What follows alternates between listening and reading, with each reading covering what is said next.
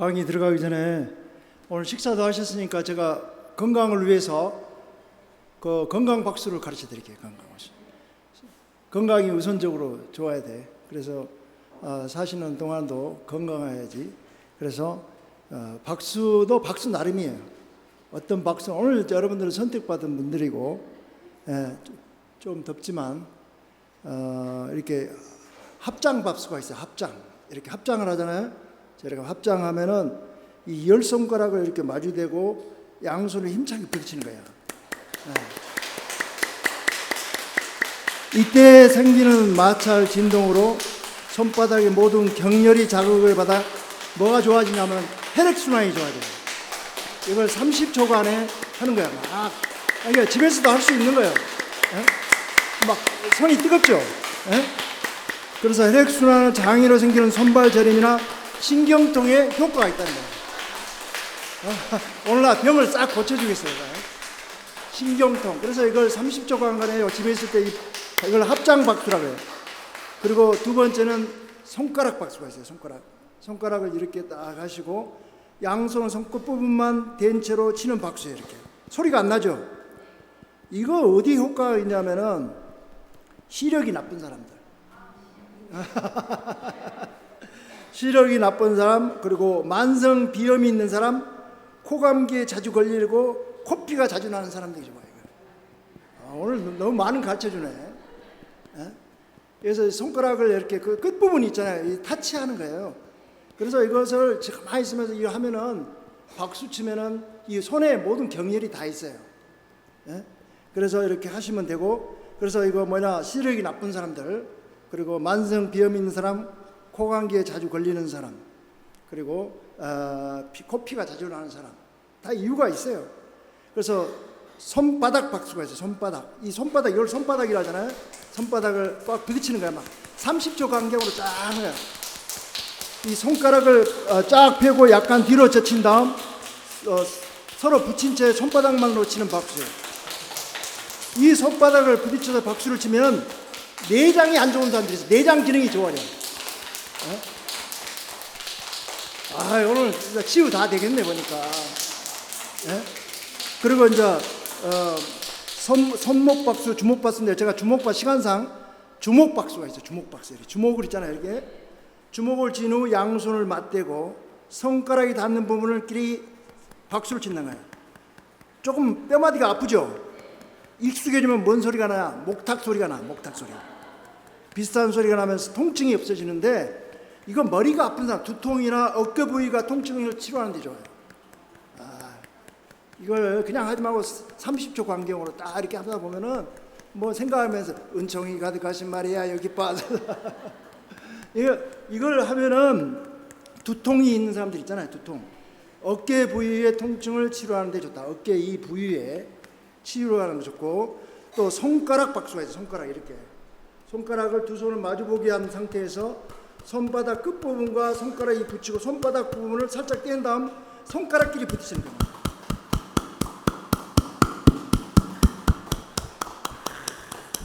이걸 어디에 좋냐면 이 박수는 심장과 기관지를 자극해 관련된 질병을 예방 치료하는 거예요. 심장이 안 좋은 사람들은 심장 다 납니다. 강심장을 가져요. 빠뜨려 수사님 심장 좋아지겠네 보니까. 원래 좋은데. 이런 식으로 하고, 그 다음에 이제 목 뒤 박수가 있어요. 목 뒤에 이렇게 목 뒤에.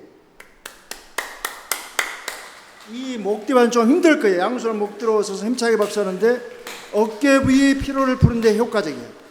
어깨나 팔뚝의 군살을 빼는데 도움이 돼요. 이 군살이 있는 분들은 이 마우로 수사님은 잘 안 되는가 봐. 그래서 이런 그 몸이 뻣뻣한 사람들이 처음 하면 불편할 수가 있어요. 그러나 이렇게 자꾸 훈련을 하면 자주 반복하다 보면 편해지고, 이제 마지막으로 손등 박수가 있어요. 손등 번갈아 가면서 이 손등을 한 손으로 때리듯이 치는 박수로 양손을 번갈아 가면서 하면 좋아. 이걸 어디에 좋냐? 허리와 등, 척추 건강이 좋아요. 저도 척추가 조금 그렇잖아요. 이렇게 이런 식으로 때리면은 건강 박수가 이 손에 모든 경혈이 다 들어가 있어요. 그래서 이 치료가 되는 거예요. 치료가 되는 거예요. 그래서 허리 등 척추관 요통이 심한 사람들이 꾸준히 해주면 좋아요. 요통 있는 분들 이걸 꾸준히 해줘요. 이렇게 하면은 아주 좋아져요. 그래서 이런 그 건강에 대해서 저도 외국 와서 건강이 좋아졌죠. 처음에 볼 때하고. 예. 어제도 스쿼트를 했잖아요. 앉았다 일어났다를 200번 했어요. 200번. 예. 그래서 건강 관리는 자기가 해야 되는데 육체, 영혼의 건강도 마찬가지고. 그래서 육체도 건강하면 오래 살수록 건강해야 되잖아요. 그러니까 오래 살면서 매일 아프다 보면 사는 것이 사는 것 같지 않아요. 그래서 이런 것을 조절할 줄 알고 노력을 해야 돼. 세상에는 거저 얻어진 거 없더라고. 자기가 수고한 만큼 노력한 만큼 얻을 수가 있어요. 그래서 오늘 여러분들 보니까 이 더운 날씨에 또 이렇게 오시기는 쉽지 않지만 그래도 믿음이 있는 사람들은 이 폭풍이 몰아쳐도 뚫고 들어오는 거야. 그 믿음의 그 어떤 징표죠. 그래서 여러분들이 이렇게 건강하기를 잘 하시기를 바라는데, 제가 시작 기도를 하기 전에 여러분의 그 주위에 제가 이렇게 성 마리아의 탄생에 대한 그 뭐랄까 이 상본을 놔뒀어. 아마 그 앞에 4개가 있을 거야 아마. 시작 기도로서 제가 이걸 시작하려고 그러는데, 이 마리아 탄생에 대한 이 기도문을 갖고 있는 수도에는 별로 없어요. 그렇죠? 얼마나 성모 신심이 또르메이 성인이 정말 그 보통 신심이 아니에요. 그래서 여러분들이 그냥 그 재속 봉헌의 모임이 아니라 이런 신심을 닮아가면은 이제 하늘나라 갈 준비를 다 하셔야 되는 거예요. 그래서 우리들의 마지막 본향은 하늘나라예요. 그래서 이 지상에서 공덕을 많이 쌓고 주어진 그 어떤 희생을 바친다면은 여러분들과 저가 또 이렇게 기도하는 여러분들에게는 하루하루 삶이 은총의 삶이 될 거라고 생각하는데, 시작교를 제가 이렇게 선택을 했어요. 아기 성모님께 바치는 기도를 서로 우리가 소리내서 하겠습니다. 다 갖고 계시죠? 오실 분 다 오셨죠? 성부와 성자와 성령의 이름으로 아멘. 같이 할까요? 사랑스러운 아기 마리아님, 당신은 하느님의 어머니가 되도록 불림을 받으셨고 또한 우리의 사랑 많으신 어머니가 되셨나이다. 당신은 우리 아래서 놀라운 일들을 은혜롭게 이루신 분, 저의 간절한 기도를 자비로이 들어소서. 사랑해서 들어주시고 당신께 제 모든 희망을 두오니 거룩하신 아기 마리아님, 저를 도우소서. 저에게 자유로운 손길을 펼쳐소서. 당신의 선하심을 영원토록 노래하리이다. 당신 정부에 능하심을 믿으며 어머니의 축복을 교회에 내려주시고 이 땅의 모든 백성이 평화 속에 살 수 있도록 간구해 주소서.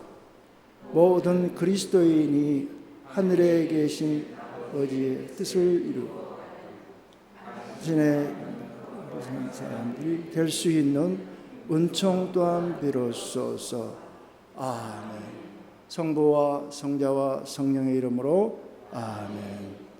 기도문이 좀 마음에 와 닿습니까? 예. 시작할 때 제가 보통 성서를 읽어요. 그게 또 죽고, 제가 성서 말씀은 루카복음에 나오는 바리사이와 세리의 비유를 말씀을 드리게 봉독을 하겠는데 한번 가만히 경청해 보십시오. 루카복음 18장 9절에서 14절 말씀입니다. 예수님께서는 또 스스로 의롭다고 자신하며 다른 사람들을 업신여기는 자들에게 이 비유를 말씀하셨다. 두 사람이 기도하러 성전에 올라갔다. 한 사람은 바리사이였고 다른 사람은 세리였다. 바리사이는 꼿꼿이 서서 혼잣말로 이렇게 기도하였다. 오 하느님, 제가 다른 사람들 강도짓을 하는 자나 불의를 저지르는 자나 간음을 하는 자와 같지 않고 저 세리와도 같지 않으니 하느님께 감사드립니다. 저는 일주일에 2번 단식하고 모든 소득의 11조를 바칩니다. 그러나 세리는 멀찍이 서서 하늘을 향하여 눈을 들 염두도 내지 못하고 가슴을 치며 말하였다. 오 하느님, 이 죄인을 불쌍히 여겨 주십시오. 내가 너희에게 말한다. 그 바리사이가 아니라 이 세리가 의롭게 되어 집으로 돌아갔다. 누구든지 자신을 높이는 이는 낮아지고 자신을 낮추는 이는 높아질 것이다. 이는 주님의 말씀입니다. 참매 예수님, 오늘 9월 8일은 성모 탄생일이잖아요. 이 올리베타노의 몬테 올리비토, 베네딕토 몬테 올리베타노 봉헌, 특히 연합회 봉헌 축일이잖아요. 그런데 우연하게 저희 말씀 선교시대 창립 기념일이에요, 오늘이. 이 두 분이 성모 신심이 좋으시다는 거야. 그런데 내가 두 분만이 그런 것이 아니라 성인들에 대해서 이렇게 자서전을 읽어보면은 100% 성모 신심이 있어요. 성모 신심 없이는 성령의 길이 갈 수 없는 것 같다는 거는 자연적으로. 그래서 우리가 이 어머니의 심성, 하느님은 어머니의 심성이잖아요. 그래서 이 어머니에 대해서 우리가 잘 알고 있지만은 실질적으로 우리가 내 어머니를 저는 성모님에 대해서 별로 생각 안 했어요. 우리 어머니에 대해서. 그러면 얼른 성모님에 대해서 빨리 다가와요. 7남매를 낳으시고 평생 고생하시다가 일찍 세상을 떠난 어머니를 생각할 때, 그렇게 어머니를 비추어 성모님을 생각하면 더 내 마음에 와 닿게 돼요. 그냥 성모님 그런 것보다도. 그래서 특별히 우리 수도에서도 그런 신심이 있고, 또한 이렇게 일치된 상황에서 제가 4번째 이 올리베타노에서 이렇게 말씀의 초대를 받는 것도 참 우연이 아니라고 생각해요. 하느님의 뜻이 있다는 거죠. 여러분들이 여기에 초대받은 것도 하느님의 뜻이 있는 거예요. 제가 항상 얘기하죠. 우리는 성령으로 사는 사람들이므로 성령을 따라갑시다. 같이 할까요? 우리는 성령으로 사는 사람들이므로 성령을 따라갑시다. 갈라디아서 5장 25절에 사도 바오로가 성령 체험을 통해서 말씀하고 있는 거예요. 그래서 우리 마음에 하느님의 영이 내려와요. 그래서 성인들의 거의 아니라 성인들은 예수님을 닮는 그 순간부터 계속적으로 성령의 도우심을 청합니다.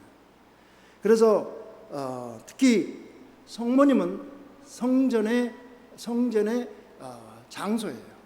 성모님은 성령을 통해서 잉태하신 예수를 우리에게 보여주시는 거죠. 그래서 이 성모 탄생 신심에 대해서 그렇게 많은 분들이 이렇게 한국에서 특별히, 그리고 이런 상본을 갖고 있는 수도회가 없어요. 심지어 우리 수도회도 마찬가지. 모르겠습니다. 서양에서는 어떻게 되는지 모르지만. 그래서 이 9월 8일 이 날은 상당히 의미가 있고, 이 복되신 동정 마리아 탄식은 가장 오래된 마리아 주기들 가운데 하나예요. 가장 오래됐어요. 그리고 초대교회 때부터 중세에 이르기까지 로마 교회에 4가지 커다란 마리아 축이 있다는데, 주님의 탄생 애고 성모 영보 축일, 주님 봉헌 축일, 성모 승천, 그리고 마리아 탄생 축일이 이렇게 4대 축일이라고 얘기합니다. 그래서 그중 앞에 2가지는 제2차 바티칸 공회 후에 전례개정회 때 이렇게 제정이 됐고, 그래서 이러한 그 어떤 흐름을 좀 알면은 그리고 느낄 수 있는 것이 믿음이 달라져요. 그래서 성모 그 탄생 축일은 언제부터인가? 그래서 마리아 탄신 축일의 기원은 대략 5세기부터 시작해요. 5세기. 그러니까 베네딕토 성인이 480년 이후에 활동했던 분이에요. 지금으로부터 1500년 전에. 그러니까 그때 당시에 이제 신심이 생겨나기 시작한 거죠. 그런데 그 예루살렘의 한 마리아 성당의 축성일에 그런 의미를 두고 있는데, 마리아 탄생 생가가 자리 잡고 있다 그래요. 생가가. 그런데 원래는 이 성서에 잘 나오지 않는데, 우리가 보면 그런 의미를 제가 설명했지만 제2 외경에 야고보서라는 복음이 있어요. 그래서 교회가 이렇게 아직 받아들이지 않는 그런 외경이 있거든요. 그래서 마리아의 탄생 축일의 의미가 무엇인가? 의미가 분명히 있는 거예요. 왜 의미가 있는가? 그래서 초대교회에서부터, 그런데 이 세례자 요한의 탄생 축일 같은 의미를 져요. 세례자 요한의 탄생 의미와 같은 의미를 지니는데, 세례자 요한이 어떤 분이에요? 세례자 요한이 예수님의 앞길을 준비하였듯이, 그러면 성모님은 뭐냐? 성모님도 예수님의 인생을 준비하기 위한 하느님의 도구였다는 거예요. 성모님이 하느님을 모신다는 거예요. 우리가 보면 우리는 작은 감실이라고 하잖아요. 성체를 모시는, 우리가 성체를 매달 모시잖아요. 그럼 우리들이 감실이에요. 거룩한 감실이 되는 거예요. 그래서 우리가 거룩한 마음을 가져, 내가 거룩하니 너희들도 거룩한 사람이 되어라. 다 의미심장한 말들이잖아요.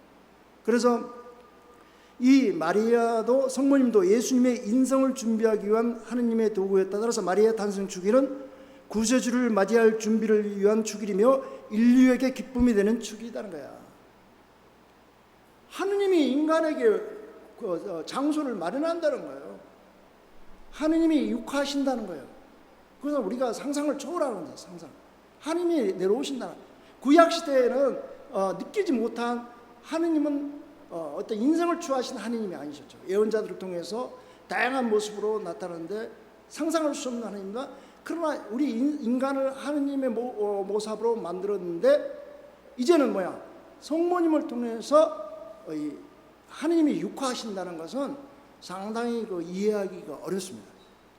그래서 이 축일은 마리아의 탄생에 대한 기쁨을 표현하였고, 전통과 구세주를 준비하기 위한 도구이신 마리아의 역할을 강조하는데, 예수님께서 원죄 없이 탄생하신 분이시므로 마리아도 원죄 없이 탄생하셨다는 교리가 맞아요, 안 맞아요? 하느님이 영이 깨끗한 마음으로 갖고 있는 사람들이 내리잖아요, 안 그래요? 그러면 하느님이 그냥 이상한 사람에게 올 거예요? 준비된 사람에게 온다는 거야. 아주 의미심장한 말이에요. 우리들도 복을 받고 은총을 받으려면 마음의 정화가 늘 필요하다는 거죠. 그래서 하느님의 선택하신 분들은 우연의 일치가 아니겠죠. 그래서 깨끗한 그 심성을 갖기 위해서, 그럼 이런 부모가 누군가? 우리가 준비된 부모와, 우리들도 어떤 준비를 하느냐에 따라서 하느님의 은총을 받을 수 있는 그릇이 된다는 거예요.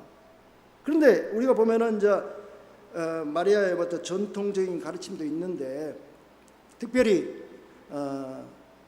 저는 그 요아킨과 안나에 대한 제2여경을 보면은 야고보 원 복음서라 그래요. 야고보 원 복음서. 거기에 보면은 옛날의 이야기죠. 그러나 요셉의 부친 야고보의 형인 요아킴은 큰 부자였는데, 주님의 유대한 날이 다가와 이스라엘 자녀들이 각자 봉헌물을 가지고 왔는데, 요아킴은 2배의 봉헌물을 준비했어요. 왜 그럴까요? 그러나 제사장은 요아킴에게 당신이 먼저 봉헌물을 바치는 것을 허용할 수 없다 그래요. 당신은 봉헌물 먼저 바칠 수 있는 그런 어떤 자격을 안 주는 거예요. 왜 그럴까요? 이스라엘 안에서는 당신 자녀를 낳지 못했기 때문이라는 거죠. 아기를 못 가졌다는 거예요. 아기를 못 가졌다는 거예요. 옛날에 그때 당시도 얼마나 그 아기를 갖지 못하면은 서름을 받았다는 것이 실질적으로 성서적으로 많이 봐요. 그래서 아마 이 성모님의 아버님 어머니도 그런 시련을 겪었다는 거야. 그냥 순탄하게 인생을 살아가는 사람은 없어요. 아마 여기 있는 저와 여러분들은 다 나름대로 물론 마오로 수사님은 아닌지 모르겠지만은 그런 그 부모님들이 계시면서 고난 속에 피는 꽃이라고 볼 수 있죠. 그래서 다 고난도 고통도 의미가 있다는 거죠. 그런데 안나 역시 슬픔에 쌓여 가슴을 치고 탄식해요. 내 팔자는 왜 이럴까? 물론 이분들이 신심이 있죠. 믿음이 있다고 하면서도 인간적인 아쉬움, 우리도 실질적으로 이렇게 믿음이 있다 하면서도 인간적인 그런 아쉬움과 어떤 그 인간적인 원망도 있어요. 아마 그 당시에 성모님의 어머니도 아버지도 그런 그 세상 안에서의 많은 아픔이 있었다는 거예요. 그런데 하지만 이 안나가 하늘로 눈을 들어보니 월계수 나무가 있는 참새 둥우리가 시야에 들어와 스스로 이렇게 망가를 불러요. 처지를 한탄하면서. 근데 참 이 내용을 보니까 뭐라고 하냐? 아, 가련한 내 신세여, 누가 나를 낳았던가. 여러분 혹시 그 살면서 내 처지를 원망하면서 슬퍼하면서 한 적 있어요? 아, 솔직하게 얘기하시네. 예. 그런데 이 사연을 읽어보면은 시간상 많은 걸 얘기했지만은 안나의 눈물의 고백이에요. 눈물의 고백. 눈물의 고백. 예. 눈물로 쓴 편지도 있겠지만, 예? 우리 클레마코스 수사님도 눈물을 흘리면서 호소한 적 있습니까? 하느님, 내 처지를 아시죠? 도와주십시오. 그럼 똑같은 거예요. 그래서 오 주님, 물마저 당신 앞에 생산되기 때문입니다. 아, 가련한 내 신세여, 나는 무엇과 비슷합니까? 이 땅하고도 비슷하지 않습니까? 오 주님, 땅마저 개를 따라 그 열매를 당신 앞에 내고 당신을 축복하기 때문입니다. 그러나 내 처지는 열매를 맺지 못한다는 거예요. 하느님이 이 기도를 듣고 있을까요? 안 듣고 있을까요? 여러분의 그 기도를 하느님께서 헤아릴까요? 안 헤아릴까요? 눈물로 하는 기도는 들어주신다는 거야. 프란스코 수사님도 눈물로 기도하면 들어주신다는 거야. 기도하고 구한 것은 받은 줄 믿어라. 그래서 우리 마오로 빠띠리 수사님도 기도의 어떤 그 의미를 알 거예요, 많이. 그런데 주님의 천사가 나타나는 거예요. 안나에게, 누구에게? 안나에게 나타나서 안나야, 안나야, 하나님이 내 기도를 들어주었다. 너는 임신하여 자녀를 낳을 것이다. 기도의 응답을 받은 거예요. 기도의 응답을. 그래서 여러분들도 이 봉헌자의 모임에 참석해서 여러 가지 다양한 기도 지향을 가져왔을 거예요. 주님, 내 형편을 아시죠? 내 삶을 아시죠? 우리 형제들이 잘 돼야 되겠습니다. 우리 가족들이 믿음 안에 살아가야 되겠습니다. 이런 고백을 하러 왔죠. 그냥 심심해서 여기 오신 분들은 없을 거야 아마. 안나는 처절했어요. 처절했어요. 극한 상황에서. 어떻게 보면 사는 것이 아니에요. 사는 것 같지 않아요. 그리고 천사들이 안나에게 나타나 보라, 당신 남편 요아킴이 가축대를 거느리고 돌아오고 있다 말하면서 주님의 천사가 요아킴 내려가서 요아킴아, 요아킴아, 주 하느님이 너 기도를 들어주겠다. 여기서 내려가라. 너 아내 안나가 임신했기 때문이라고 딱 알려주는 거예요. 그런데 중요한 것은 우리가 이 마리아라는 그 이름이 하느님의 사랑받는 이라는 것이에요. 하느님의 사랑받는. 하느님의 사랑받는 내가 돼야 된다는 거예요. 그래서 이제야 주님이 저에게 크나큰 축복을 베풀어 주심을 알게 되었습니다. 제가 임신을 했기 때문입니다. 말로 상상할 수 없는 그 기쁨을 간직하는 거예요. 기도하고 구한 것은 받은 줄을 믿어라 했을 때 이런 체험이 아주 중요하죠. 그래서 이름 그대로 마리아는 이제 하느님의 사랑을 충만히 받으며 태어나서 무럭무럭 건강하게 자라는데 부모는 아기의 방에 성소를 만들고 아기가 더럽고 나쁜 것은 만지지 않게 하였고 흠없는 히브리 여자 아이들을 불러 아기와 함께 놀게 하였다고 합니다. 외경에 나오는, 그러니까 우리가 보면은 산후조리도 잘할 뿐만 아니라 이 그 공간을 갖다가 이 자녀들을 어떻게 하느냐에 따라서 이 자녀들이 꽃을 피우고 열매를 맺을 수 있다는 거예요. 이것이 우리들의 적극정성이에요. 적극정성. 하느님께서는 이렇게 성모님을 또 도구로 사용하셔서 우리 인간을 구원하셨듯이 우리 각자도 당신의 구원 사업의 도구로 사용하신다는 거예요. 어떤 마음으로? 그래서 이 성모님의 탄생 주기를 맞아 우리는 생명의 주이신 하느님이 놀라우신 업적을 기억해야 된다는 거죠. 그리고 자식이 없던 안나의 요아낌이 단식과 기도로 간절한 염원을 주님께 올렸고 그들의 청이 주님의 은총으로 이루어짐에 대해 감사를 했다는 거예요. 어떻게 보면 나이 든 이 부모에게서 태어난 마리아가 어떤 모습으로 하느님의 도구로 사용할 수 있었던가를 지극정성, 마음과 정성을 들인 것은 하느님의 귀한 삶으로 초대받는다는 거죠.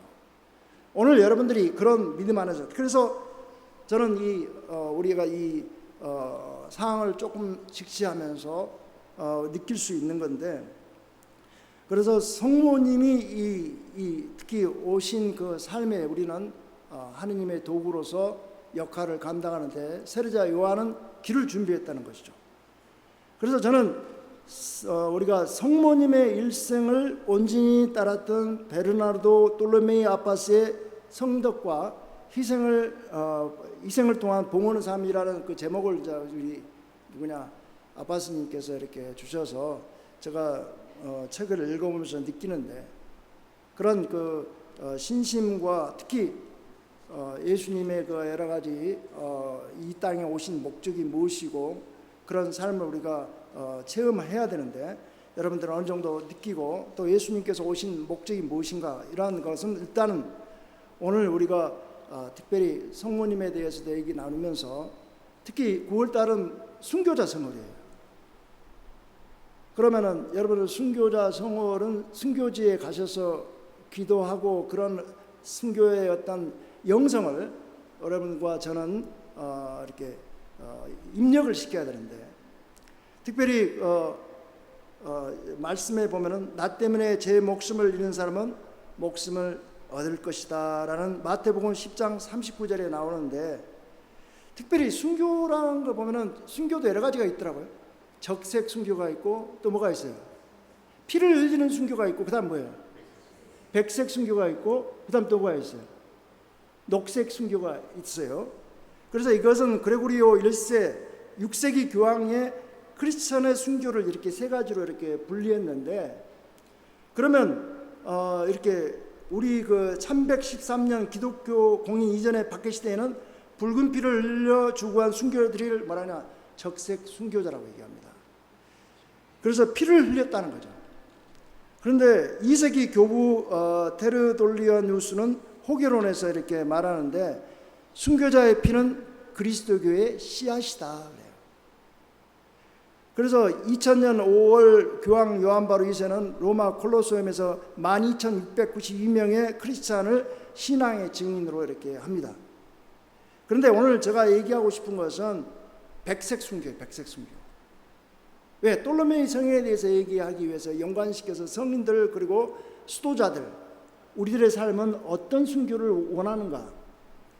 그래서 사막의 운둔자들과 수도원의 수도사들, 특히 여러분들과 수도원에서 일하는 분들, 수도하는 그런 분들을 얘기하는 것인데, 그래서 수도사들은 세상으로부터 물러나서 청빈, 정결, 순명의 철저한 구명 생활로 세상의 조롱과 박해를 받는 고통의 삶을 살고 있는 거죠. 이것을 백색 순교라고 그래요.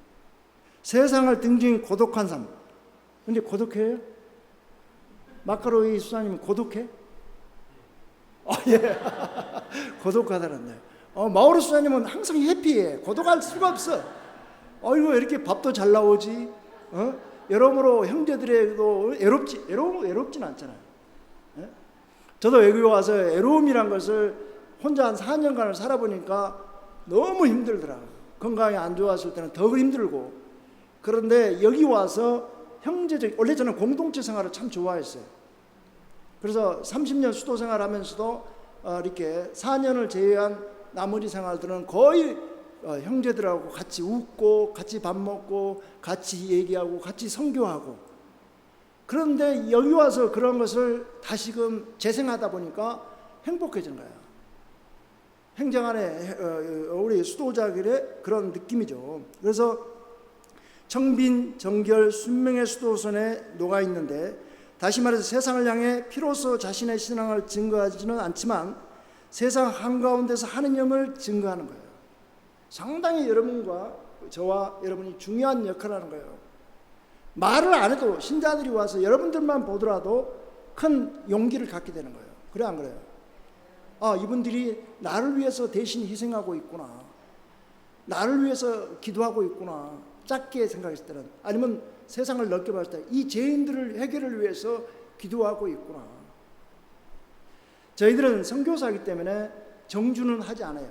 가는 거예요. 우리는. 그래서 복음이 전하지 않는 곳에 가는 거예요. 그래서 우리 수도의 그 창립자 아놀 잔센 신부님은 우리 수도에는 149년밖에 안 됐어요. 역사가 짧아요. 그러나 올레베타노는 700년의 역사예요. 700년 역사. 700년이 지난 역사가 지금도 이렇게 꽃을 피우고 열매를 맺고 있는 거예요.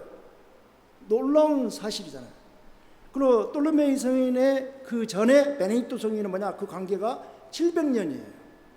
480년이니까 세월은 강물처럼 흘러갑니다.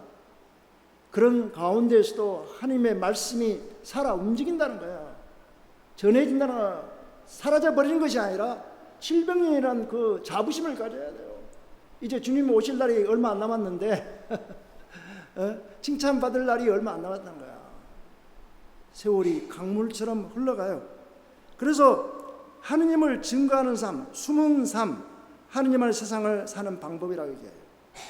그래서 아까 제가 이제 미셔너리에 대해서 얘기하는데, 우리 같은 경우는 가서 제자 삼아라. 이웃에게 복음을 전하는 거 이보다 더 큰 사랑이 없다. 우리는 실질적으로 가서 현장에서 뛰는 사람들이고, 이 수사님들은 어떤 분들이에요? 현장에 가서 뛰지 않지만 정주하면서 희생과 보석을 가지면서 이 미셔너리들을 위해서 선교를 할 수 있도록 기도해 주는 거야. 근데 마우로 수사님이 하고 있는지 안 하는지 모르겠는데 상당히 아주 중요한 의미예요. 달란트가 달라요. 우리 마르타와 마리아의 그 얘기를 듣지 않습니까? 마리아는 발치해서 예수님의 말씀을 듣고, 마르타는 뭐예요? 부지런히 부엌에서 준비하잖아요. 그래서 다 역할론이 있는 거예요. 세상은 서로 협력해서 선을 이룬다는 거예요. 엄마 아빠가 이 가정 안에서의 역할이 다르듯이 또 이 가정은 엄마 아빠를 통해서 공동체고 완성해 가는 그런 길목이란 거죠. 그래서 살아남아 순교의 영성으로 고통과 박해를 견디지만 백색 순교처럼 세상을 등지지 않고 적극적으로 세상에 나아가는 삶이 바로 녹색 순교예요. 적극적으로. 여러분들은 무슨 순교를 할 수 있어요? 녹색 순교를 할 수 있다는 거죠. 그래서 녹색 순교는 현대인들이 추구하는 편안함과 안락함, 그리고 쉬운 길을 선택하지 않고 모든 생명을 살리기 위해 스스로 불편하고 힘들고 어려운 삶을 선택하는 것을 말하는데, 순교는 그분을 끝까지 사랑하겠다는 실천의 나름입니다. 다름이 아닙니다. 그래서 오늘 이처럼 이렇게 사막이나 수도원에 은둔하지 않고 적극적으로 세상 속에 들어가 그리스도의 복음을 온몸으로 실천하며 감옥에 갇히고 죽을 고비를 넘나드는 삶을 녹색 순교. 우리 미셔너리들은 아마 녹색 순교라고 해요. 녹색 순교. 그래서 가서 제자 삼아라. 내가 말하듯이 군대로 말하면 전투부대, 특전사 요원이에요. 특전사 요원이죠. 그래서 그런데 여기 또 다른 빛깔의 순교가 아닌 아무 빛깔도 없는 것을 우리는 무색의 순교라고 해요. 무색의 순교가 있는데, 고난을 무릅쓰고 그리스도의 가르침을 따라 이름 없이 빛도 없이 세상을 살아가는 무명의 순교자들입니다. 드러나지 않지만 익명의 그리스도인들. 그래서 그런데 저는 오늘 이렇게 성모님에 대해서 잠깐 얘기하고, 또한 우리 9월달 순교자 성월이기 때문에 순교자에 대한 그 순교의 색깔이, 우리는 피를 흘리지 않지만은 백색 순교, 녹색 순교에 해당된다는 거죠. 그래서 이 성 베네딕토라든지 이 성인들을 보면은 특히 우리 성인들 중에서 베르나르도 돌로메이 성인이 어떤 영향을 받았을까?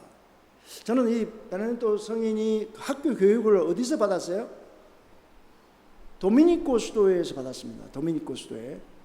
그러면 제가 보니까 이 도미니코 수도회에는 도미니코 성인이 거의 100몇 년도에 127년, 그러니까 돌로메이 성인보다 127년 일찍 그때 태어나시고 활동하신 분이에요. 그런데 그 시엔나의 그 학교가 도미니코 수도였어요. 그러니까 이 성모 체험도 했을 뿐만 아니라 베르나르 성인이 도미니코 성인 그 도미니코 수도에 성모 신심이 아주 강한 그런 수도였어요. 성모 신심이.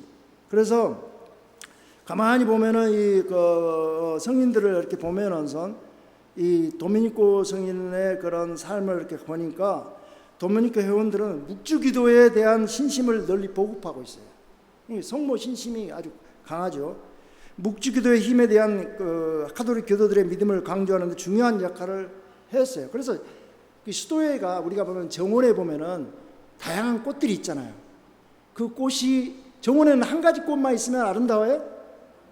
다양한 꽃이, 여러분들의 정원을 가꿔봐서 알겠지만은 다양한 꽃이 있으면은 그 정원은 아주 풍요롭게 보이고 아름답게 보이고 향기가 더 굳세지게 볼 수 있다는 것입니다.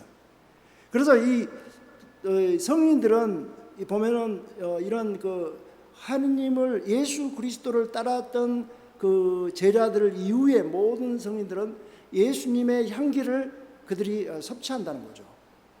그래서 그분들이 삶을 배우는 거예요.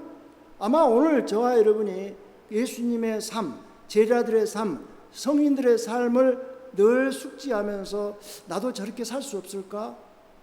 아마 이 수사님들도 그럴 거야. 아마 수사님들도 처음부터 저희가 그런 갈망이 없었다면 여기 들어올 수 없어요.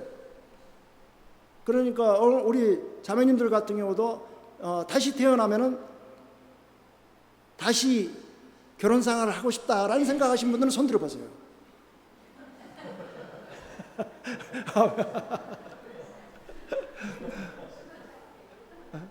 나는 다시 태어나면 수녀원에 들어가겠다, 아니면 그런 마음도 가질 수도 있어요. 그러나 내가 지금까지 만나본 자매님들 중에 결혼 생활이 아주 행복하다는 분들은 없었던 것 같아요. 제가 잘못 알고 있는 걸까요? 근데 그 문제가 뭐냐, 나한테 상담하러 오신 분들이 다 가정생활이 힘드신 분들이야. 이게 내가 생각하기에 모두가 다 힘든 거야. 가정생활 좋아하는 사람, 아주 행복하다는 사람들은 나한테 오지도 않아. 그걸 볼 수가 있죠. 그런데 성인들의 그 가정사를 보면은 참 대단한 거예요. 세상에서 추구할 것이 무엇인가. 그래서 저는 가만히 이런저런 생각해 보면서, 특별히 이제 시간상 많은 것을 얘기할 수 없겠지만은, 우리가 겸손한 스승 베르나도가 어떤 영성으로 살았는가, 어떤 삶을. 그래서 저는 이 베르나도 성인이 41살에 은수사의 길을 가잖아요. 근데 누가 혼자 갔어요? 둘이 갔어요? 세 분이라는 거야. 예? 돌로메이 성인하고 파트리시오 성인하고 암브로시오 성인. 근데 이분들이 야, 우리 그래 은수자로서 살아가보자, 그렇게 간 게 아니라 그 봉사활동을 하면서 만나게 된 사람들이에요. 근데 뜻이 일치가 된 거예요. 함께 간다는 것이 참 중요해요. 좋은 사람을 만난다는 것, 좋은 친구를 만난다는 것은 축복이에요. 이 성전에서 좋은 사람을 만나는 것도 축복이에요. 제게 오늘 어떤 분이 자매님 전화가 왔는데, 신부님 내가 너무 힘듭니다. 아주 젊은 사람이에요. 왜 힘들어요? 그러니까 제가 우리 성당에 다니는 자매님으로부터 큰 상처를 받았습니다. 그 사연은 얘기할 수 없어요, 제가. 그런데 그 상처를 준 사람은 너무 활동을 잘하고 있는 사람이에요. 그래서 자신도 잃어버리고 믿음도 상실할 뿐만 아니라 교회도 불신하게 되는 거죠. 그래서 그런 분들이 많죠. 이 향기나는 모습이 되지 않고. 그래서 실제 저는 이런 그 베네딕토 성인이 영향을 갖다가 돌로메이 성인이 많이 받았어요. 돌로메이 성인. 그래서 여러분들이 그 베네딕토 성인 그러면 생각나는 게 뭐예요? 베네딕토 규칙서가 생각나요. 규칙서. 수사스님들이 식사 때마다 베네딕토 규칙서를 읽어요, 안 읽어요? 저는 막 들을 때마다 야 어떻게 1500년 전에 그 성인들이 그 당시에 많은 그 수도회가 있었는데 이 베네딕토 성인 서양의 수호 성인이잖아요. 그런데 이 성인이 어떤 모습으로 살았는가 알아야 되죠. 그래서 이 베네딕토 성인은 1480년부터 543년 그런 이렇게 사셨는데, 이 베네딕토라는 그 좋게 말하면 축복된이라는 그런 이름이 있어요. 축복된. 참 이름도 잘 지어야 되겠더라고. 축복된. 저는 그냥 왜 제가 베네딕토가 됐는지 저는 늦게 세례를 받았기 때문에 그냥 베네딕토와 성인이 7월 10일 날 제 생일이에요. 그러니까 보니까 베네딕토 성인이 눈에 또 대수도원 원장이라 그러더라고. 또 대자 들어가니까 좋더라고. 그런데 어떻게 보니까 참 많이 닮고 싶어하는 분이 베네딕토 성인인 거야. 성덕이 풍부하고 하느님 사랑과 이웃 사랑이 보통 분이 아니야. 그리고 자신을 온전히 희생하고 싶어하는 하느님의 마음을 그렇게 일치시키려고 노력했던 분인 것 같아요. 세상은요 수고한 만큼 노력한 만큼. 그래서 이 베네딕토 성인을 보니까 이탈리아 수비아골에 12개의 수도 공동체를 세우는데 이 모든 분들이 그 시련이 있어요 없어요? 그런데 시련이 없는 삶에서 걸거치고 악마의 유혹 여러 가지 유혹이 부딪혀도 이분들이 이걸 이길 수 있는 힘은 어디서 얻어요? 기도 가운데 얻는다는 거죠. 기도 외에는 어떤 힘이 없어요. 기도란 건 뭐냐? 하느님의 영을 충전시키는 시간이에요. 오늘 여러분들이 짧은 시간이지만은 하느님의 영이 오시고 있다는 거예요. 지금 충전을 하고 계신 거야. 충전을. 성령이 여러분의 머리에서 발까지 속 중심까지 채워주시는 거예요. 그래서 성전에서 미사를 드릴 때 그냥 미사로 드린다 생각하지 말고 내 지쳐있는 내 영혼과 육신에 충전을 시켜준다 생각하셔야 돼요.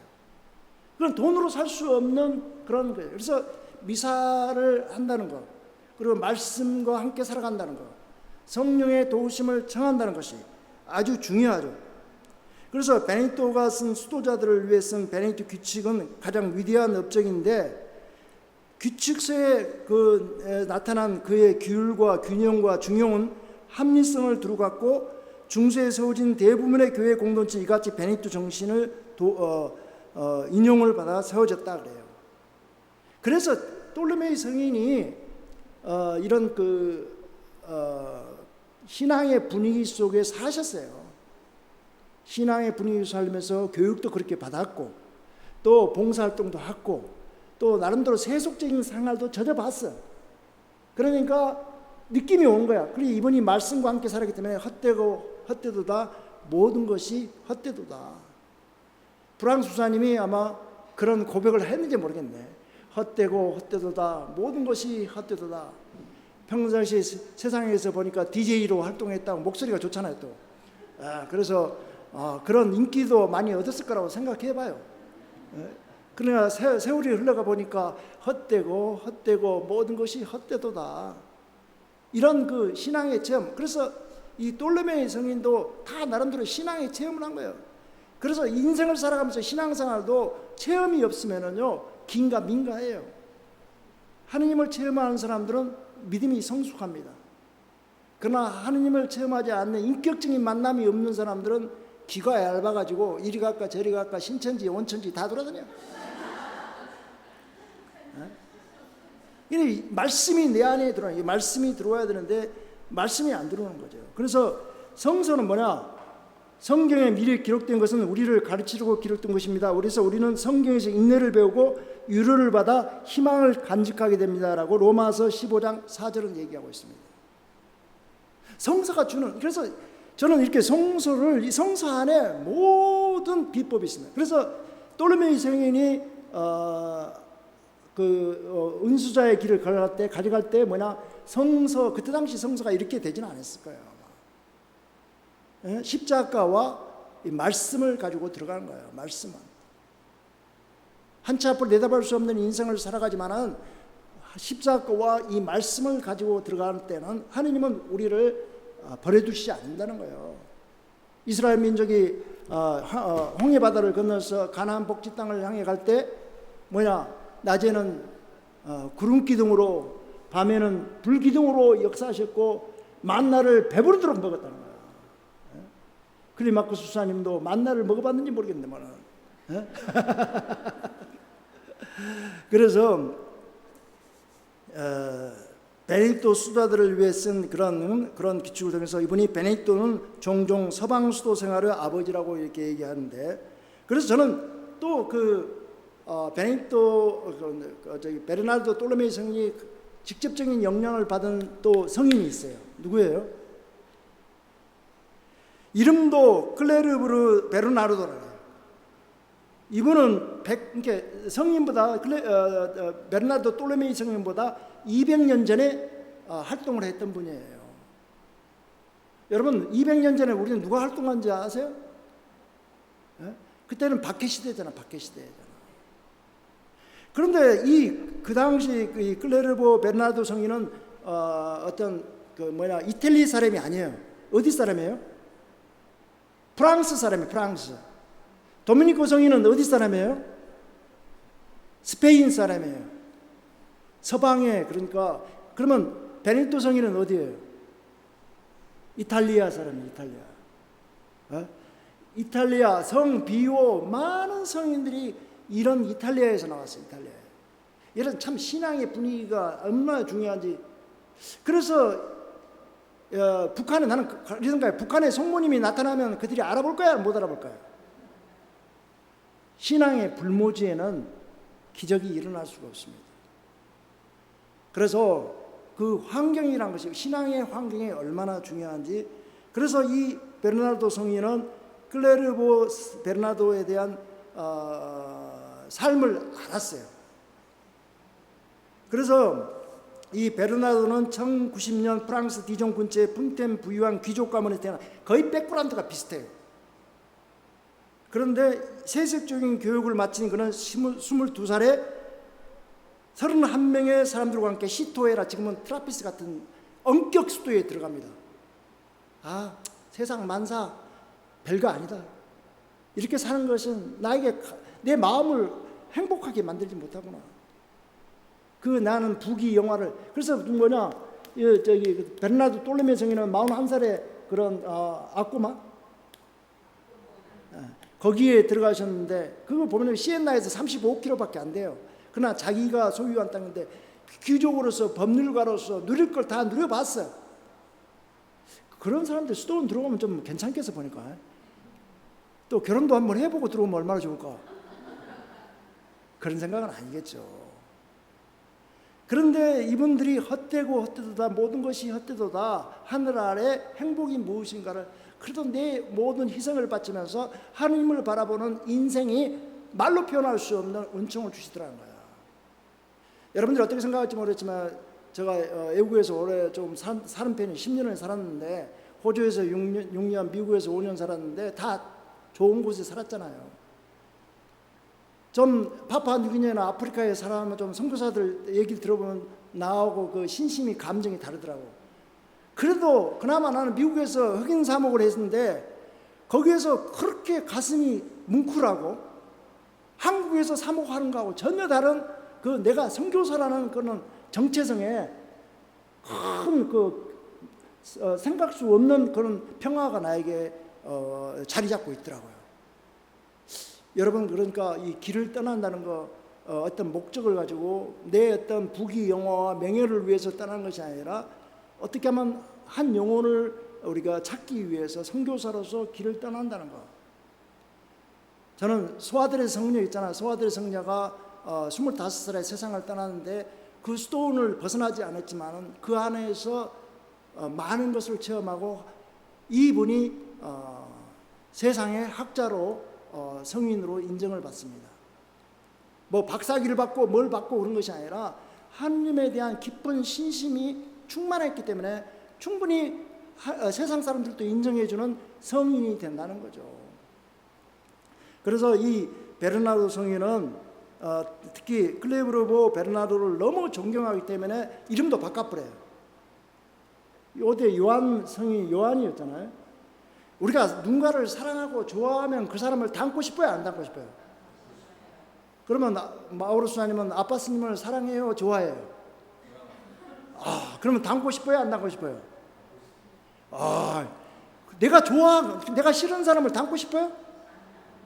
부부간에도 서로 보면은 이렇게 그 다정다감하고 서로 격려해주고 서로 이렇게 뭔가 서로 닮아가는 거야. 그렇지 않는 부부들이 있지요. 내가 좋아하고 내가 그런 마음을 가질 때. 그래서 이런 그 모습들이 있는데 이 그 영향력을 가졌다는 거죠. 특히 우리 이 성인에게서 이 베르나르도 성인 특히 그런 영향을 받았는데, 이제 뭐 시간상 많은 것을 얘기하고 할 수 없겠지만은 이 그 베르나르도 돌로메이 성인은 약간 베네토 성인하고 많이 닮은 점이 있어요. 상당히 거의 비슷해요. 왜냐하면 이 베네토와 베르나르도 돌로메이는 함께 떠올려 보면 어딘지 참 비슷한 데가 많아요. 저는 그 연구하신 분들도 그렇게 느끼는데, 왜냐하면 아마 그 베르나르도 돌로메이 성인이 베네토 성인에 대한 그런 갈망, 그리고 그분에 대한 정기, 그분의 그 신앙생활을 많이 읽고 체험하면서 닮고 싶었던 거예요. 그러니까 비슷했어요. 그냥 수도승이기는 했지만 사제가 아니었다는 것도 공통점이에요. 지금이야 내가 신부가 되고 싶고 뭐가 되고 싶고 뭐 사람들의 인정받고 싶어, 그런 게 아니라 하느님한테 인정받기 위해. 오히려 제가 이런 얘기를 할 때 우리 신부님 신부님 중에 한 분이 호주에서 부제품을 받았어요. 근데 이태리 사람인데 어디로 발령이 났냐면은 파푸아뉴기니아로 발령나서, 몇십 년 전에는 파푸아뉴기니아 상당히 그 선교하기 힘든 곳입니다. 지금은 교황님이 가 계시죠. 근데 이 수사님은 부제가 돼가지고 파푸아뉴기니아로 종신성으로 파푸아뉴기니아로 갔는데 10몇 년 동안 자기는 사제세품을 받기 싫다는 거야. 자격이 없다는 거야, 자기가. 우리 같으면 어떻게 하면 내년에 서품 받게 해주시고 내년에 종신서문 받게 해주시고 그래야 되는데 자기는 아직 자격을 갖추지 않았다는 거예요. 우리 인간적인 생각으로 해봅시다. 그렇게 빨리 되고 싶은 사람이 왜 있겠습니까? 예, 그 마음속에 뭐가 중요하다는 겸손함이 있어요. 겸손함이. 그런데 그분이 어떻게 된지 아세요? 10몇 년 후에 이제 사제스품을 받게 되고 3년 후에 강구장이 되고 강구장 끝나고 나서 주교가 돼요. 놀라운 일들이 일어나요. 자기를 드러내지 않고. 저는 이 그 돌로메 성인을 읽을 때마다 많은 느낌이 오는데, 저는 이 마태복음에 이런 말씀이 나와요. 나는 마음이 온유하고 겸손하니 내 맹인을 메고 나에게 배워라. 그러면 너희가 안식을 얻을 것이다. 필리피서 2장 3절에 보면은 무슨 일이든지 이기심이나 허영심으로 하지 마십시오. 오히려 겸손한 마음으로 서로 남을 자기보다 낮게 여기십시오. 그래요. 그래서 이런 그 성인들의 그런 모습들을 보면은 베네토 성인과 이 돌로메 성인은 성령의 이끄심에 따라간 사람들이에요. 눈에 보이는 것이 아니라. 그래서 성 베네딕토와 이 겸손, 왜 성인은 베네딕토 성인의 규칙서를 따르게 되는지는 알겠나? 하느님의 겸손을 성인들을 통해서 볼 수가 있다는 거죠. 그러면 이 얘기는 뭐 더 할 수가 없고, 아까 제가 얘기한 대로 그 복음 말씀에 루카복음 18장 14절에 두 사람이 기도하러 성전으로 올라갔는데 한 사람은 바리새인이고 다른 사람은 세례인데 어떤 사람이 인정을 받습니까? 세리의 기도를 하느님께서 인정해 주십니다. 아마 우리가 바리새인의 기도가 될 수도 있고 세리의 기도가 될 수 있는데, 이 돌로메이 성인은요 이것을 똑같이 인용합니다. 그러니까 겸손의 어머니는 사랑이다 그래요. 그러면서도 진정한 그 겸손은 자기 회개에서 나오는 겸손이에요. 그런데 이 송구스러움과 부끄러움을 당당히 성전으로 들어가지 못하고 사람들의 시선을 피해 성전 기둥 뒤에 숨어서 기어들어가는 목소리로 외칩니다. 오 하느님, 이 죄인을 불쌍히 여겨주십시오. 따라서 오 하느님, 이 죄인을 불쌍히 여겨주십시오. 사실 세리가 바친 기도는 기도 중에 기도입니다. 세리의 기도는 마음 깊은 곳에 우러난 진정 어린 기도였기 때문인데, 철저한 자기 반성을 바탕으로 간절한 기도였기 때문에, 그저 주님 자기만을 바라는 진솔한 기도였기 때문에 성인들은 이러한 기도를 통하여 주님께 나아갑니다. 나는 죄인이 아닙니다. 그렇게 한 게 아니라 사도 바울은 뭐라냐, 나는 죄인 중에 첫 번째 가는 죄인이라고 고백합니다.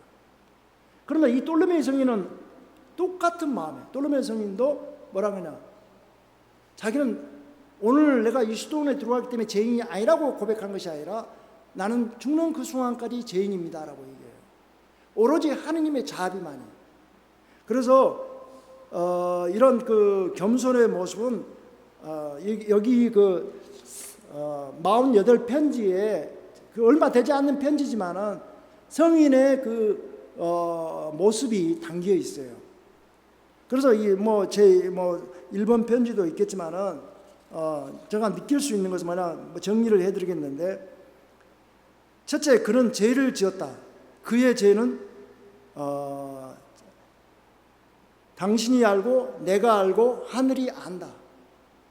그래서 무슨 말이냐, 무엇 때문에 겸손의 최고봉에 오른 수도승의 모범처럼 제시되는 것일까? 이 대목이, 세리와 바리새인과 세리라는 이 대목을 베네딕토 성인도 인용했고, 그 다음에 돌로메이 성인도 인용했다는 거죠.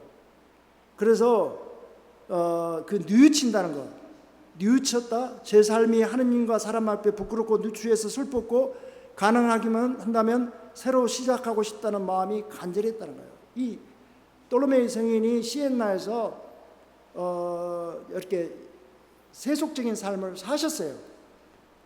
그만큼 또 대접을 받고 명예도 중시 여겼고, 그러나 모든 것이 쓰레기로 여겼다는 거예요. 쓰레기로. 그래서 세리는 의인과 달리 이처럼 자기가 있는 그대로, 실상 진리를 있는 그대로 인식할 수 있었고, 그런데 그가 그리 할 수 있었던 이유는 뭐냐, 이런 방식으로 정직하게 자기를 인식하고 겸손할 수 있었던 이유 혹은 비밀은 과연 무엇일까? 그러면서 이 돌로메이 성인도 이 편지에서도, 그래서 이 베네딕토 성인의 12단계의 그런 겸손에 대해서 얘기 나오는데, 겸손에 대해서 이렇게 자꾸 우리가 생각해 보면은 일치되는 것보다, 특별히 이렇게 베네딕토 성인의 12가지 중에 겸손의 첫 번째 단계는 하느님을 두려워해야 된다는 거죠. 두 번째는 하느님께 순종함이고, 세 번째는 장상에 대한 무조건 순종. 참 쉽지 않더라고요. 저 같은 경우에도 6년 동안 장상을 해보고, 그러고 나서 이제 후배가 이렇게 장상이 됐을 때, 베네딕토 시모님 좀 쉬셔야 됩니다. 올리베타노에 가서 시모님 쉬시면 좋겠습니다. 그래서 왜 하필이면 올리베타노야, 가까운데 서울도 있는데. 근데 그래 나는 안 간다. 그래 나는 안 간다. 그러면 여러분을 만날 수 있었을까요? 안 만났을까요? 이런 훌륭하신 수사님들을 만날 수 있었을까요? 안 만났을까요? 순명이 제사보다 낫다는 거야. 그래서 교회 안에서도 어떤 사제들이 이거 자매님들 이거 했으면 좋겠습니다. 신부님 내가 한번 기도해보고 다음에 결정하겠습니다. 그렇게 하지 마시기 바랍니다. 그냥 시키면 시킨 대로, 이 몸은 주님의 종입니다. 말씀대로 저에게 이루어지기를 바랍니다. 이런 기도의 마음이 얼마나 중요한지.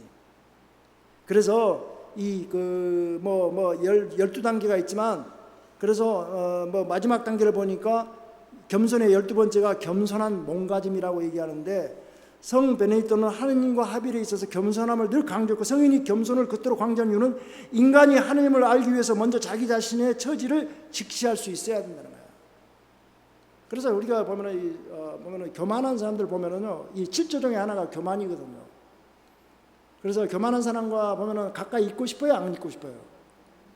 오늘 올리베타노의 봉헌자 여러분들을 보니까 다 겸손하게 보여. 수사님들도 겸손하게 보여요, 안 보여요? 그래서 겸손의 어머니는 사랑이며, 이 사랑을 발견하고 지키는 것이 기도인데, 그것은 단지 부드럽기만 할 뿐 아니라 격렬하기도 한 기도입니다라고 합니다. 그래서 이제 이 베르나르 서한집의 첫 번째 편지로 마무리하겠는데, 이 첫 번째 편지 문장 역시 겸손에 관해서 그 세리의 장면을 우리에게 데려다 줍니다. 교만으로 이기는 것보다도 겸손으로 지는 것이 더 낫게 여긴다. 얼마나 소중한 말씀인지. 그리고 죽은 이를 부활시키는 수도승보다 자기 죄를 인식하는 수도승이 더 위대하다는 말. 그걸 어떻게 받아들일까? 자기 죄를 인식하는 말. 나는 죄 많은 인생입니다. 마오르사님, 죄가 하나도 없죠? 나는 거룩한 사람입니다. 그거 아니에요. 영적인 싸움을 하는 거예요. 사람은요, 보는 것이 죄를 짓게 되고 생각하는 것이 죄를 짓게 돼요. 그러나 그걸 머무르게 하면 안 돼요. 제가 여러분들에게 한번 가르쳐 준 적이 있어요. 그 생각이 우리를 괴롭힐 때가 있어요, 없어요? 어둠이 들어올 때 이 오상을 받은 비오신부님은 밤마다 영적 싸움을 하는데 나도 마찬가지예요. 제가 그 싸움의 방법을 이겼습니다. 제가 지금도 끊임없이 내게 나쁜 생각이 들어오고 미운 생각이 들어오고, 예를 들어서 마오르 수사님이 막 믿게 보여요. 그럴 때가 있어, 없어요? 그런 적은 하나도 없었어요. 근데 내가 정말 저 사람 보기 싫은 사람이 있어. 그럴 때 내 마음속에 막 가슴이 뭐랄까 흥분하기 시작하고 뭔가 안갚음을 하고 싶고 그런 생각이 들어올 때 여러분은 이 감정은요, 이 성령의 도우심을 청해야 됩니다. 따라서 할까요? 성령이여, 내 마음에 겸손함을 주고 어둠을 물리쳐 주십시오. 이 생각을 물리쳐 주십시오. 나자렛 예수 그리스도의 이름으로 명하노니 사탄아 물러가라. 이런 그 기도를 나는 성인들도 바쳤을 거라고 생각합니다. 영적 투쟁이라고 생각해요. 그래서 교만함이 들지 않고, 그래서 이 돌로메이 성인은요, 창립자로서 첫 번째로 아빠스가 돼야 안 돼요. 포기한 것이 아니라 때를 자기가 갖추고 먼저 동료들에게 자리를 양복합니다. 많은 수도에는요, 뭔가 자기가 계속 뭔가를 해야지만 영광이 된다고 생각하지만 돌로메이 성인은 아니다는 거죠. 때가 안 됐다는 거죠. 두 번째, 세 번째, 네 번째 아빠스로서 하는데, 이분은 27년 동안 매년 1년마다 선거를 하는데 너무나 이분이 겸손하고 인품이 좋고 성덕이 좋아요. 그래서 이분에게 모든 정권을 맡기는 거예요. 그 마음은 신뢰한다는 거죠. 신뢰한다는 거죠.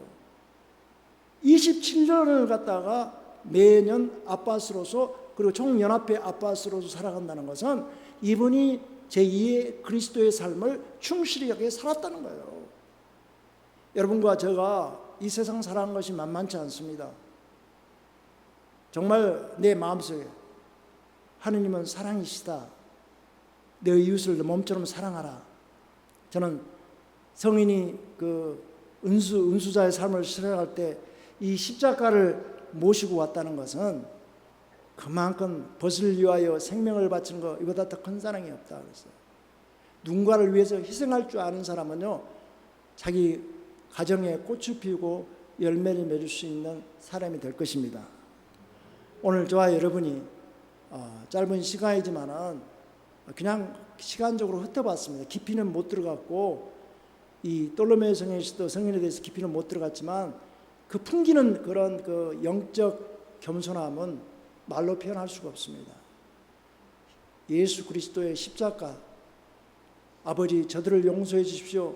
저들이 하고 있는 일을 모르고 있습니다 하면서 벗을 위하여 생명을 바치는 것, 이보다 더 큰 사랑이 없다. 이 공동체 안에서도 희생하는 사람들이 나오면 나올수록 이 공동체는 성령이 충만하고 많은 영혼들이 이곳을 찾아올 것입니다.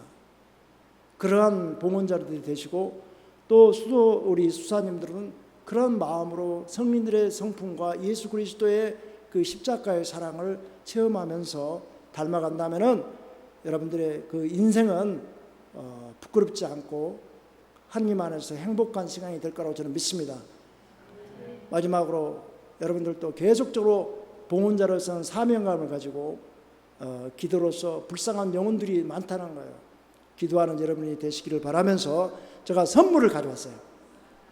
말씀 사탕을 가져왔으니까 이 기도를 끝나고 강의가 끝나는 대로 여러분들에게 말씀 사탕을 다 하나씩 나눠주는데, 그 말씀이 꼭 필요한, 또 이렇게 빠뜨리 수사님도 오랜만에 뵀는데 빠뜨리 수사님한테 필요한 것이 있어요. 먼저 우리 수사님들에게 하나씩 먼저 나눠드리겠습니다. 사랑의 주님, 오늘 짧게나마 이렇게 말씀을 나눌 수 있는 기회를 주셔서 감사드립니다. 많은 것이 부족합니다. 오늘 우리 자매님들에게도 영적 충만함을 주셔서 건강과 평화를 기원합니다. 또 가정에 하는 일들이 잘 풀려나갈 수 있도록 축복해 주시고, 특히 성모님의 전구가 우리는 늘 필요하고 성모님이 도와주심을 저는 믿고 있습니다. 주님, 오늘 우리 어머니의 기도를 들어주시고 또 어머니의 탄신을 축하하는 우리들의 삶 속에 더욱더 어머니의 보여주신 겸손과 신심을 닮아가면서 우리를 예수께로 인도해 주시는 어머니를 손을 잡고, 왼쪽은 요셉 성인의 손을 잡고 우리 인생을 하늘 향해서 나아갈 수 있도록 축복하여 주시고, 또한 이 봉헌자의 가족들도 인도하여 주시고, 오늘 이곳에 오지 못했지만 봉헌자들에게도 또한 은혜를 내려주셔서 우리 주 그리스도를 통하여 비나이다. 성부와 성자와 성령의 이름으로 아멘.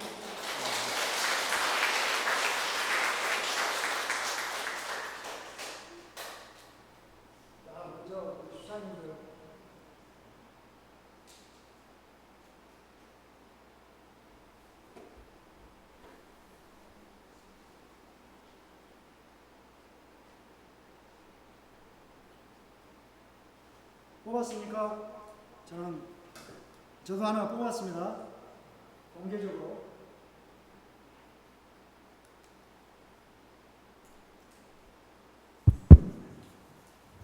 우리 마우로 수사님이 영적 깊은 그런 묵상을 했는데 무슨 말씀이 주어졌는지.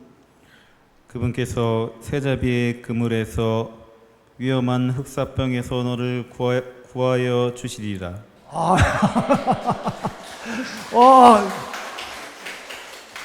흑사병에서 구해 주신다는데 마음적으로 힘들으신 부분도 있었는데, 아멘. 우리 백성아, 늘 그분을 신뢰하여라.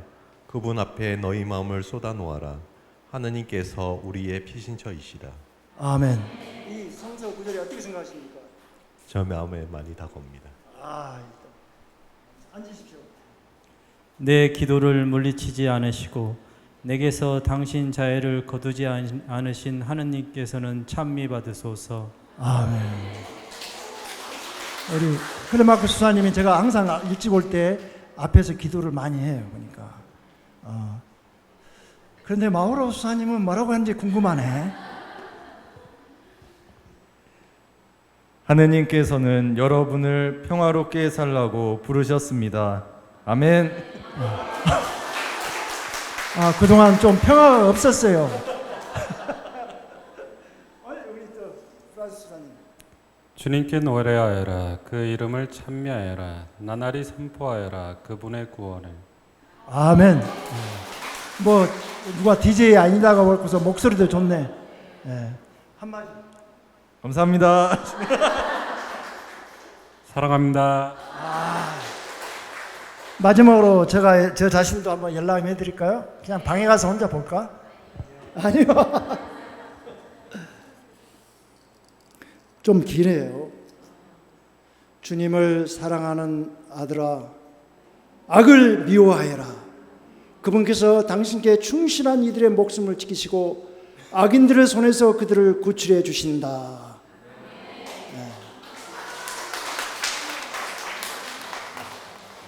어둠들이 많습니다. 그래서 아빠스님이 저한테 부탁하고 간 적이 있어요. 그래서 기도에 제가 얘기했어요. 내 영이 하느님 영과 함께 제가 기도의 영으로 돌아다닐 것입니다. 그래서 너무 염려하지 마시라 그랬어요. 그래서 이제 끝으로 우리 대표로 하나 뽑고,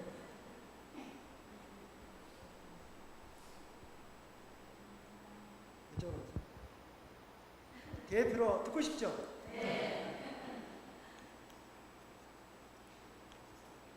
행복합니다. 마음속으로 순례의 길을 생각할 때 당신께 힘을 얻는 사람들. 와. 대표로 하나 뽑았으니까 딱 그 느낌이 어떠세요? 행복해요. 그래서 이제 다 하나씩 받으시고 마무리를 짓고 하시기 바랍니다. 성부와 성자와 성령의 이름으로 아멘. 감사합니다.